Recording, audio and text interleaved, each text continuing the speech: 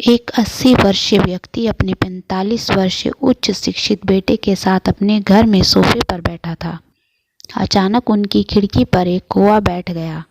पिता ने अपने बेटे से पूछा, यह क्या है? कौवा है। कुछ मिनटों के बाद पिता ने फिर से पूछा, यह क्या है? बेटे ने कहा, पिताजी मैंने अभी आपको यह एक कौवा है कहा है। कुछ मिनटों के बाद पिता ने अपने बेटे से दूसरी बार पूछा, यह क्या है? बेटे ने कहा, पिताजी मैंने आपको अभी बताया यह एक कौवा है।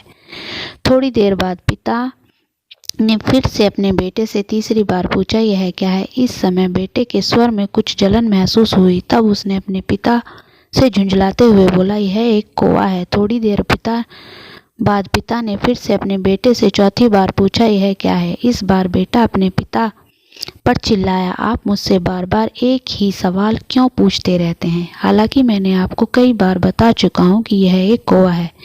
क्या आप इसे समझ नहीं पा रहे हैं? थोड़ी देर बाद पिता अपने कमरे में गए और एक पुरानी डायरी लेकर वापस आए जिसे उन्होंने अपने बेटे के जन्म के बाद से बनाए रखा था। एक पेज खोलने पर उन्होंने अपने बेटे को उस पेज को पढ़ने के लिए कहा। जब बेटे ने इसे पढ़ा तो निम्नलिखित शब्द डायरी में लिखे गए थे, आज मेरा 3 साल का छोटा बेटा सोफे पर मेरे साथ बैठा था।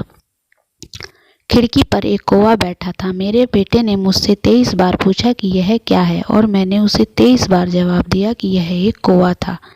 मैंने उसे हर बार प्यार से गले लगाया और उसने मुझसे 23 बार फिर से वही सवाल पूछा। मुझे इस बात से बिल्कुल भी चिढ़ नहीं हुई, जबकि मैंने अपने मासूम बच्चे के लिए प्यार महसूस किया है। जबकि छोटे बच्चे ने उससे 23 बार पूछा, यह क्या है? पिता को 23 बार पूरे सवाल का जवाब देने में कोई जलन महसूस नहीं हुई। और आज जब पिता ने अपने बेटे से सिर्फ 4 बार यही सवाल पूछा तो बेटे को चिढ़ और गुस्सा महसूस हुआ। इसे पढ़कर उस बेटे को अपने किए गए व्यवहार का पता चल गया था, जिससे चलते अब वह मन ही मन बहुत शर्मिंदा हो रहा था। शायद उसे अपने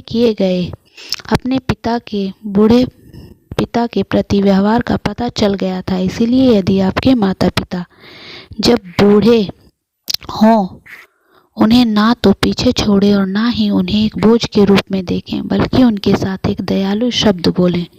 शांत, आज्ञाकारी, विनम्र और उनके प्रति दयालु बने। अपने माता पिता के प्रति विचारशील रहें। आज इस बात को कहें, मैं अपने माता पिता को हमेशा खुश देखना चाहता हूँ। जब से मैं छोटा बच्चा था उन्होंने मेरी देखभाल की। उन्होंने हमेशा मुझ पर अपने निस्वार्थ प्रेम की वर्षा की। उन्होंने आज समाज में मुझे एक व्यक्ति के रूप में प्रस्तुत करने के लिए तूफान और गर्मी को देखे बिना सभी पहाड़ और घाटियों को पार किया। भगवान से प्रार्थना करें कि मैं अपने बूढ़े माता पिता का सर्वोत्तम तरीके से सेवा करूंगा। मैं अपने प्यारे माता पिता को सभी अच्छे और दयालु शब्द कहूंगा, चाहे वे कैसा भी व्यवहार करें। आप सभी इस कहानी को पढ़ने के बाद सीख जरूर मिली होगी और आपको यह कहानी कैसी लगे हमें कमेंट में ज़रूर बताइएगा।